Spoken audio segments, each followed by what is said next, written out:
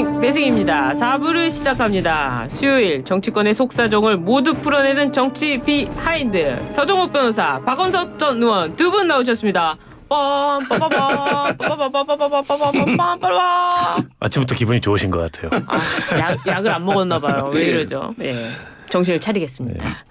제가 노자의 도덕경을 읽고 있는데요. 마음을 차분하게 수련하겠습니다. 네. 알겠습니다. 국민의힘이 민주당 상임위 독식은 무효라면서 헌법재판소에 권한쟁의 심판을 청구했습니다. 민주당이 법대로를 주장하자 마찬가지로 법정에서 시시비비를 가리겠다는 건데요. 변호사님, 꼭 법으로 가야 되는 겁니까? 지금 이제 민주당이 워낙 독재를 하니까 네. 어쩔 수 없고요. 국회의원은 이제 한 사람 한 사람이 헌법기관이에요. 네. 근데 상임위를 마음대로 이렇게 배정해놨더라고요. 마음대로. 예. 이거야말로 권한 침해 아닙니까? 예. 뭐 저는 당연히 옛날부터 헌법재판소 다퉈봐라 이렇게 주장했고 한번 결과는 기다려보시죠. 아니 그냥 야외로 나가야 되는 거 아니에요? 하나의 전례만 말씀드릴게요. 네. 2020년 7월에 네. 똑같이 원구성이 안 되니까 당시 국민의힘에서 네. 그 권한쟁의 심판을 냈는데 3년 묵히다 각하됐어요. 그랬군요. 그러니까 이게 국회 원구성은 입법부의 자율적 영역이기 때문에 사법부에서 개입하지 않습니다. 그러군요. 이것도 제가 보기에는 한 3년 묵히다가 각하된 사건이라고 보고요. 네.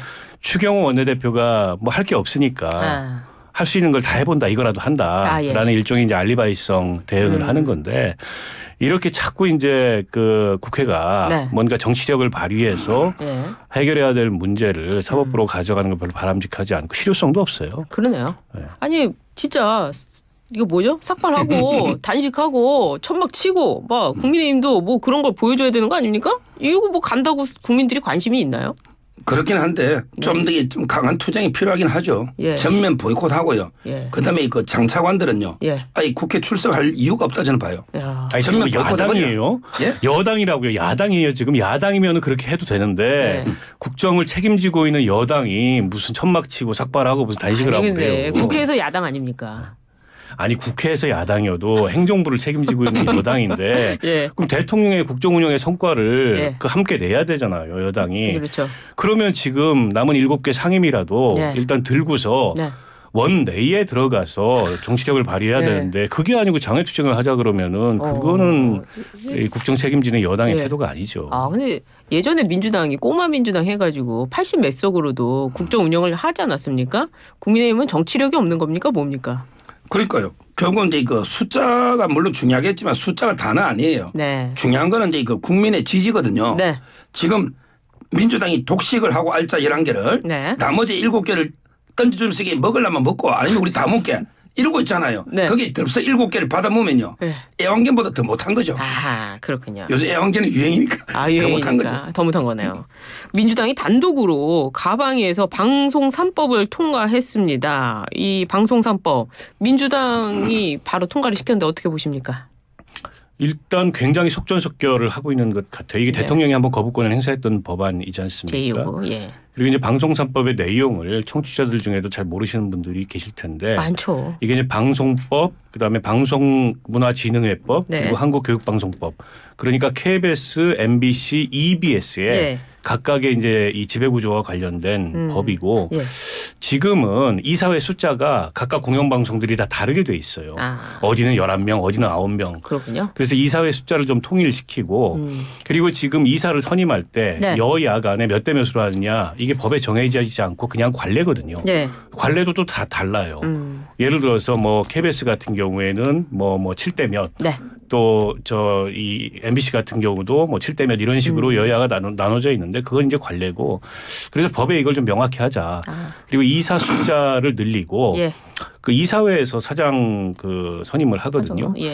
그래서 이제 뭐 한 100인 정도의 배심원단 형태로 사장 추천을 하게 되고 이사회에서 3분의 2가 동의할 때 사장이 추천되도록 즉 정권이 일방적으로 사장을 임명하지 못하도록 하는 장치를 두자라는 건데 이걸 가지고 이제 무슨 그 여당에서는 노영 방송이 된다, 민주노총 방송이 된다 이런 얼토당토하는 그런 시비를 걸고 있어서 내용적으로 차분히 토론해서 이게 방송의 독립성이라는 굉장히 중요한 가치잖아요. 서로 간에 이제 정파적 이해관계를 넘어서.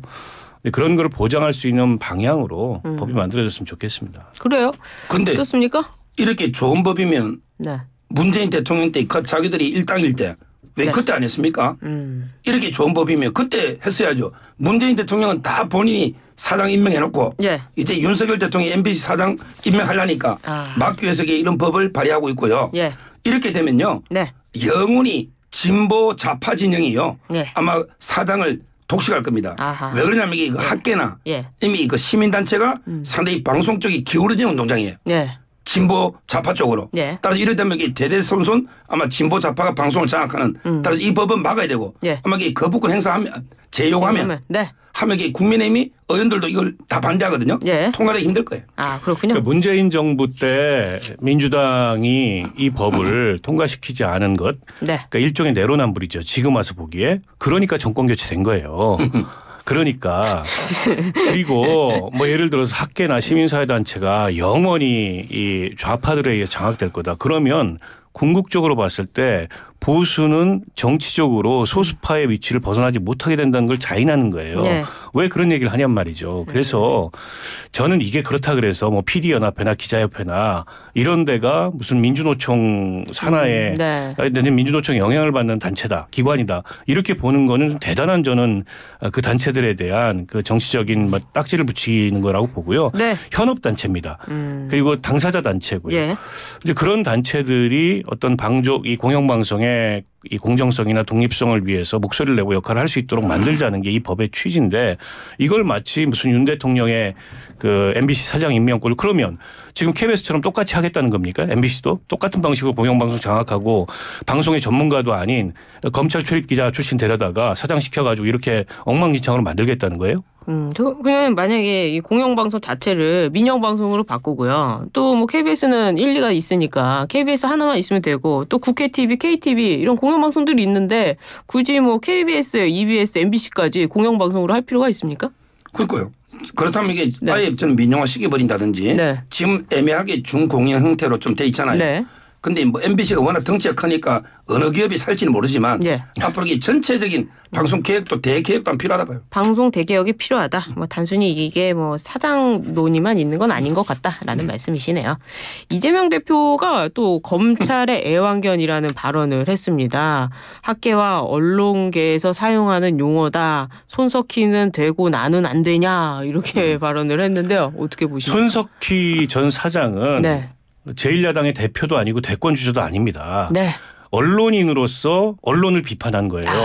그거하고 제1야당의 대표이자 대권 주자가 유력한 대권 주자가 언론을 향해서 무슨 애완견 이런 표현을 쓰는 건 차원이 다른 거죠.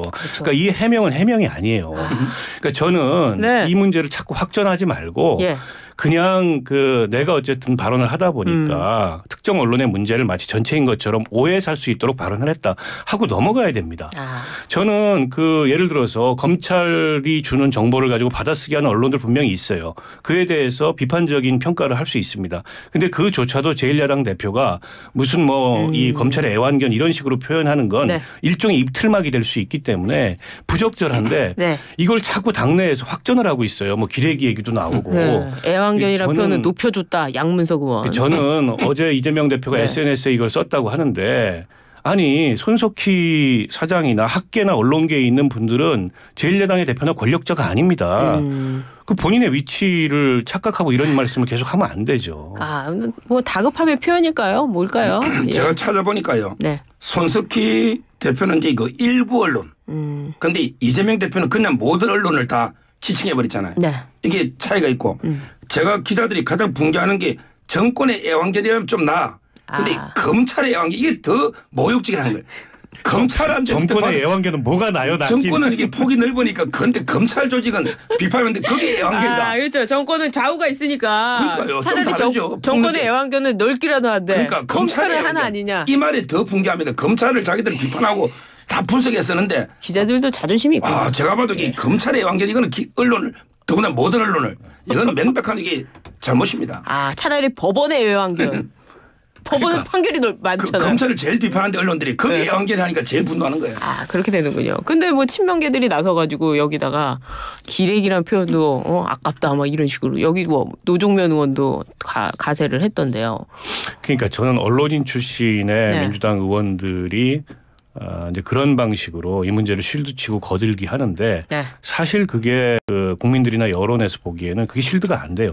오히려 더 상황을 악화시키는 거고 제가 보기엔 좀 삐뚤어진 충성심인 것 같아요. 잘못된 충성심. 예. 좀 자제하셨으면 좋겠다라는 생각이 들고 뭐 개혁신당에서 이걸 가지고 윤리 제소했는데 네. 뭐 할 수 있다고 봅니다. 예. 근데 이제 앞서 헌재 권한쟁의 심판의 실효성이 없듯이 국회 윤리도 실효성이 없고 일종의 정치적 대응을 한 건데 네. 비판을 한 거죠. 일종의 네. 비판을. 그래서 저는 민주당에서 이걸 가지고 확전하지 말고 네. 이재명 대표가 적절한 시점에 네. 오해를 부를 수 있는 표현이었다 하고 넘어가야 됩니다. 이걸 가지고서 마치 무슨 자존심 싸움하듯이 네. 계속 불을 댕기는 거 좋은 결과를 낳을 수가 없어요. 네. 변호사님 어떻게 보세요? 이거 확전시켜야 됩니까? 지금 이게 계속 매를 버는 거죠. 네. 이재명 대표가 네. 석고대자하고 언론에 죄송하다 이런 게 될 텐데 네. 계속 뭐 변명하면서 하니까 또 확 자기 발등을 계속 찍고 있는 거예요. 사과할까요? 안 할까요? 안 할 것 같은데요. 안 할 것 같아요. 이재명 대표 성격은. 아 그래요. 네. 알겠습니다. 확정이 되는군요. 네. 국민의힘이 이재명 대표의 위증교사 혐의 관련 녹취를 공개했습니다. 박정은 의원이 저희 YTN 단독으로 오셔가지고 이 얘기도 해주셨는데 이 사건 곧 1심 선고가 내려질 걸로 보이는데요. 선고 결과에 따라 파장도 만만치 않을 걸로 예상이 됩니다. 지금 뭐 증인 5명이라고 하는데 이틀에 걸쳐서 불러서 7월이면 끝나요. 근데 어떻게 보십니까, 변호사님? 지금 이제 그 위증이 통계적으로 보면요. 네. 절반 정도 벌금형이 나오고 절반이 징역형인데 네. 그중에 한 20% 정도가 실형 나오는 것도 있어요. 실형 나오는군요. 예. 근데 이재명 대표의 위증은요. 네. 제가 보기 질이 안 좋기로 보면 상위 0.00001% 이렇게 질이 안 좋아요. 왜? 예. 경기도에서 선거가 좌우될 수 있는 큰 사건에서 예. 결정적으로 선거에 영향을 준 위정을 만들어낸 거예요.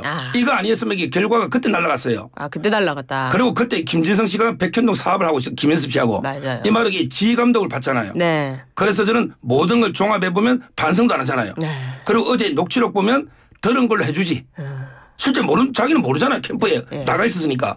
이거는 명백한 위정이고 진로 보면 저는 이게 원래는 실형이 나올 사안이다. 네. 법정 구속 이렇게 보는데 네. 판사가 이제 강단 있게 할지 모르지만 예. 최소한 이게 집행유예만 나와도 배진 달아납니다. 아 그렇군요. 지금 뭐 김진성 씨는 위증을 했다고 자백하고 있으니까요. 어떻습니까?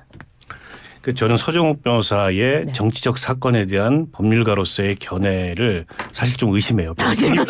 중립적이거나 객관적이지 않기 때문에. 아 여기 능력 있는 변호사래요. 아니, 능력 있는 변호사인 건 인정합니다만 정치적 사건에 있어서 유독 좀 편향된 논평을 하기 때문에. 가끔 틀릴 때도 있죠. 예. 근데 저도 그 녹취록 들어봤거든요. 예.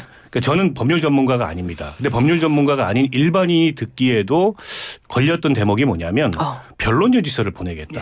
이 대목이에요. 네. 그러니까 변론 요지서는 내 주장이잖아요. 그렇죠. 내 주장을 참고해서 증언해달라는 게 그거는 누가 봐도 좀 이상한 거 아닌가? 그렇죠. 그런데다가 당사자가 사실은 위증했다고 지금 시인을 하고 있는 상황, 자백을 하고 있는 상황이잖아요. 계속 자백하고 있어요. 그것도 제가 보기엔 굉장히 위험한 상황이고 문제는 이게 시점인데 네. 뭐 재판을 더 할 게 없다 이런 얘기들이 나와요. 전문가들 사이에서는. 뭐 더 이상 이거 쟁점도 없고 네. 법리도 복잡한 게 아니기 때문에. 네.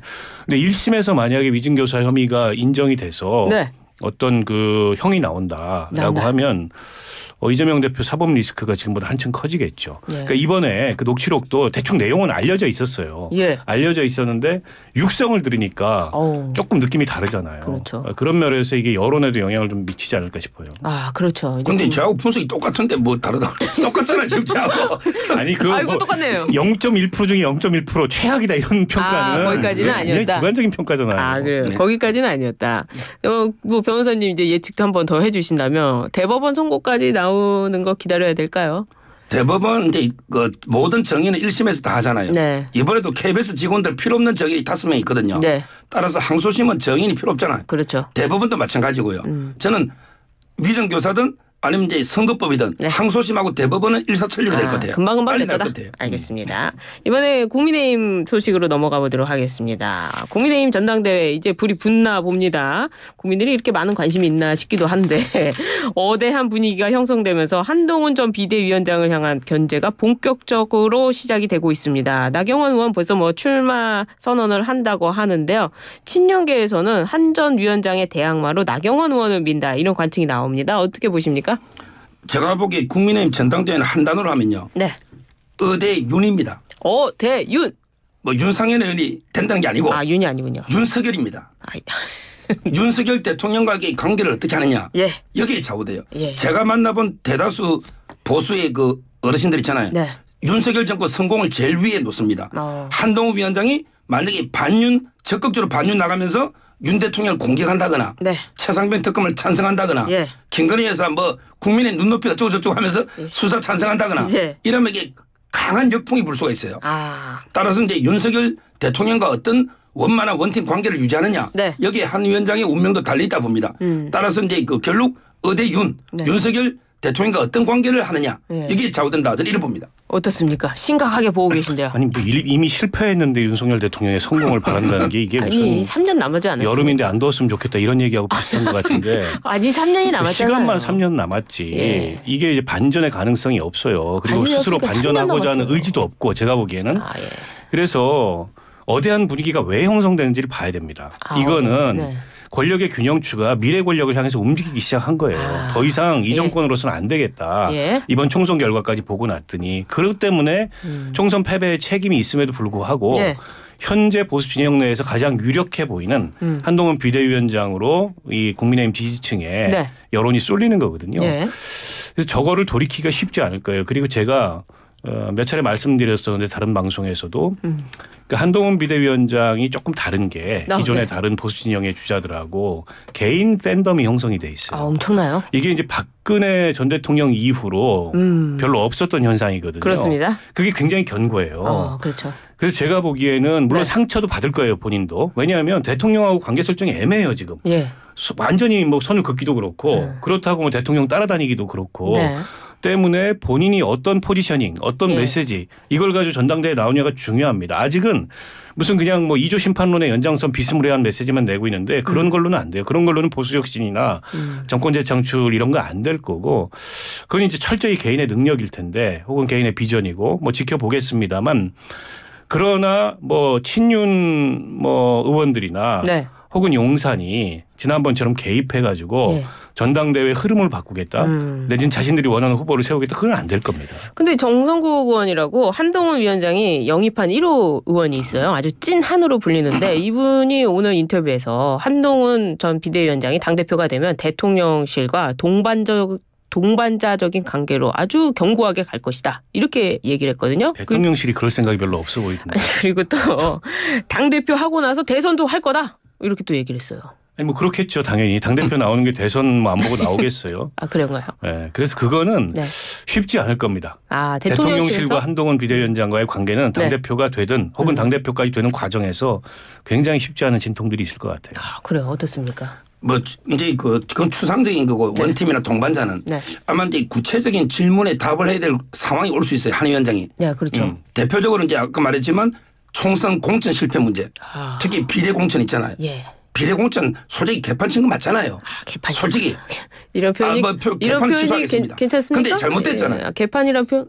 개판은 조금 그렇다고 하시네요. 개판을 취소하고 네. 비례 공천부터 일부 공천 잘못된 거 맞고 네. 이게 답을 해야 될 거고 한 위원장이 네. 그다음에 중요한 게 최상병 특검에 침묵하잖아요. 네. 어떻게 해야 될지 이 답을 해야 될 거고요. 예. 왜 이거는 윤석열 때도 겨냥했잖아요. 그렇죠. 그다음에 김건희 여사 문제에 대해서도 구체적인 답을 해야 될 상황이 되면 네. 여론이 상당히 움직일 수가 있다. 저만 하더라도 제일 중요한 건 윤석열 정권 성공이에요. 네. 그래서 한 위원장이 윤석열 정권 성공을 위해 노력하면 저도 지지하지만 네. 만약에 아까 저는 그런 데서 반대하면 제부터 한동훈 위원장 공격합니다. 근데 윤석열 정권이 제일 중요합니다. 근데 보세요. 그 지금 똑같은 질문에 대해서 최상병 특검, 김건희 네. 특검에 대해서 국민들도 지켜보고 있는 거예요. 그렇죠. 한동훈이라는 사람이 네. 어떤 그에 대한 준비된 답이 있는지. 그렇죠. 답이 없으면 당대표 나오는 게 별로 의미가 없는 거고 똑같이 지금 이 뭐 대통령을 결사옹위하겠다. 근데 예. 의미가 없는 거예요. 정성국 의원은요. 친한 의원은 거기에 대해서 당과 함께 할 것이다 이렇게 했어요. 당의 입장으로 갈 것이다. 글쎄요. 당과 함께 한다는 게 선거 전까지는 네, 당과 함께 한다는 게 어떤 의미인지 이제 당대표 된 다음에는 입장 바꾼다. 생각을 한번 깊게 해봐야 될 것 같습니다. 그래요? 그러니까 예를 들어서 당대표하고 말 거면 그냥 뭐 이 지금까지의 당의 분위기를 따라가고 용산의 시그널을 따라가면 되는데 그보다 더 큰 목표를 향해서 간다면 검사 출신이라는 그 어떻게 보면 한동훈 비대위원장을 굉장히 제약하는 그런 어떤 출신을 벗고 뭔가 정치인으로 본격적인 변신을 하려면 지금 서정욱 변호사 제기한 문제에 대해서 대해서 다른 차원의 답변이 있어야 된다. 근데 별로 없을 것 같다. 그러면 그냥 윤석열 부하 한동훈 이미지로 그냥 끝나는 거라고 봅니다. 이렇게 부정적으로 또 말씀해 주시네요. 예. 한 전 위원장이 당심에서 압도적인 지지를 받고 있는데요. 당심은 또 갈라져 있을 수도 있습니다. 지금 나경원 의원과 양자구도 그리고 거기다가 뭐 원희룡 전 장관 나오고 이렇게 되면은 여기 결선 투표가 있기 때문에 한동훈 위원장이 50% 이상을 받을 가능성 또 한 번에 쉽지가 않을 수도 있잖아요. 어떻게 보세요? 결선 투표. 그게 이제 실정적인 통계를 제가 나경원 의원한테 받은 거는요. 뭐냐면 이제 옛날에 이준석 대표하고 붙었잖아요. 붙었죠. 그때도 지지율을 보면 국민의힘 지지층에서는 이준석 대표가 24% 앞섰대. 그래요? 국민의힘 지지층에는 24%를 이준석 대표 앞섰다는 거예요. 나경원이 앞섰다는 거죠? 아니 이준석 대표가. 그런데 당원들 투표를 까봤더니 당심에서는 나경원 의원이 4%를 이긴 거예요. 여론조사 30%에서 뒤집어진 거죠. 그러네요. 그러니까 제 말에 국민의힘 지지층의 여론조사하고 전통적인 당원 있잖아요. 이게 다르다는 거예요. 따라서 지금 국민의힘 지지층에서는 한동훈 위원장이 압도적으로 앞서는데 실제 당원들 있잖아요. 오래된 당원들은 이게 또 어떻게 될지 몰라요. 그분들은 조직도 있고. 따라서 저는 당원들만 가지고 여론조사한 건 없잖아요. 아직 몰라요. 이걸 한마디로 하면요. 뚜껑을 열어봐야 한답니다. 뚜껑을 열어봐야 한다. 이게 한마디로 정리하면. 결선 투표 어떻게 보십니까? 글쎄요. 국민의힘 당원들은 조금 이제 민주당이나 다른 당하고 다른 게 대통령에 대한 로열티가 굉장히 높고 여당이니까. 그리고 이제 의원이나 또 지역위원장의 영향력이 크거든요. 때문에 이제 이 지지층 여론조사하고는 조금 다른 결과가 나올 수 있는데 이제 그렇다 하더라도 제가 앞서 얘기했듯이 지금 이제 보수가 무너지는 가운데 거의 유일한 대안처럼 보이는 거예요. 한동훈 비대위원장이. 그러니까 나경원 의원은 굉장히 익숙한 인물입니다만 새로움은 없어요. 그리고 어떤 정치적 기대, 새로운 정치적 기대를 모아서 그분이 뭔가 보수를 구할 뭐가 될 거다. 그것도 없어요. 그게 있다면은 아마 오세훈 시장이나 이런 정도일 텐데 그분은 이번에 당권 주자가 아니잖아요. 그러네요. 그래서 제가 보기에 지금 당권 주자들 가지고는 결선 가기 쉽지 않다. 그냥 어차피 한동훈이다? 네, 저는 결선 가기 쉽지 않고 1차에 끝날 가능성이 높다. 1차에 끝날 가능성이 높다. 그렇게 예를 들어서 홍준표 시장이 나온다.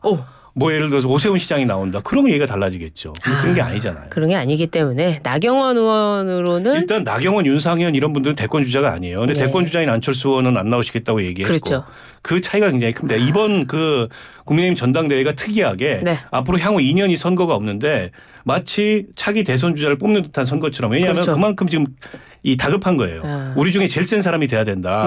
근데 이런 어떤 기대가 모이고 있는 거여서 제가 보기엔 결선 가기 쉽지 않을 거라고 봐요. 근데 저는 좀 달리 볼 수 있는 게 국민의힘 당원분들은 더 잘하시는 것 같아요. 새로운 미래. 어떠냐면 지금 이게 대선 주자들이요. 한동훈을 견제를 이번에 하는 거예요. 싹을 자르자. 그래서 홍준표 시장이 나경원을 지지하는 거예요. 홍준표 시장이. 그럼 이게 오세훈 시장은 어떨까요? 오세훈 시장도 한동훈 위원장 잘라내야 되잖아. 대선 경선할 때. 저는 대선 주자들이 일치해서 나경원 쪽으로 아마 밀 가능성이 있다 봐요. 한동훈을 미리 싹을 자르자. 이번에 이겨버리면 한동훈은 끝난다. 이런 분위기가 지금 많이 형성되고 있어요. 따라서 이제 몇 명이 놓을지 따라서 결선 투표가 다르지만 뭐 예를 들어 김재석까지 놓아버리면 결선 투표 당연히 가는 거고 그게 아니더라도 이게 저는 결선 투표 가능성이 있다 봐요. 그렇군요. 이제 국민의힘 내부에 저런 분위기가 커지면 점점 더 한동훈 비대위원장은 3년이 너무 길다. 이런 쪽으로 가지 않을까. 알겠습니다. 오늘 박원석 전 의원, 서정욱 변호사 두 분 말씀 잘 들었습니다. 감사합니다. 고맙습니다.